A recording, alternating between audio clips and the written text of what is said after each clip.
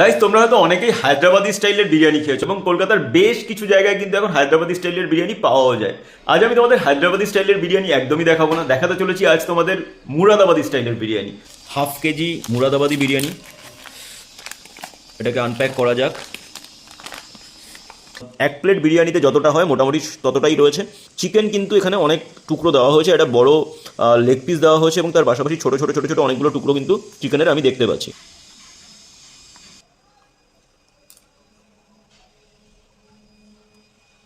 Taste wise যদি বলি, not bad, ভালো খেতে, সত্যিই ভালো খেতে। কলকাতা স্টাইল বিরিয়ানি বা ব্যারাকপুর স্টাইল বিরিয়ানি থেকে সম্পূর্ণ আলাদা টেস্ট। ইভেন হায়দ্রাবাদি স্টাইলের বিরিয়ানির থেকেও কিন্তু এর টেস্ট সম্পূর্ণ আলাদা। পুজোতে বা কোনো জন্মদিনে আমরা যখন বাঙালি স্টাইলের যে ফ্রাইড রাইস করি, এর টেস্ট এবং দেখতে বেশ কিন্তু সিমিলার সেই ফ্রাইড রাইসের সাথে। আর যখন দিল্লিতে এসে ফার্স্ট টাইম আমি হায়দ্রাবাদি স্টাইলের বিরিয়ানি খেয়েছিলাম, সেই ভিডিওটাও কিন্তু আমি আপলোড করেছিলাম ইউটিউবে। তোমরা যারা দেখোনি তারা দেখে নাও, নিচে দেওয়া রয়েছে।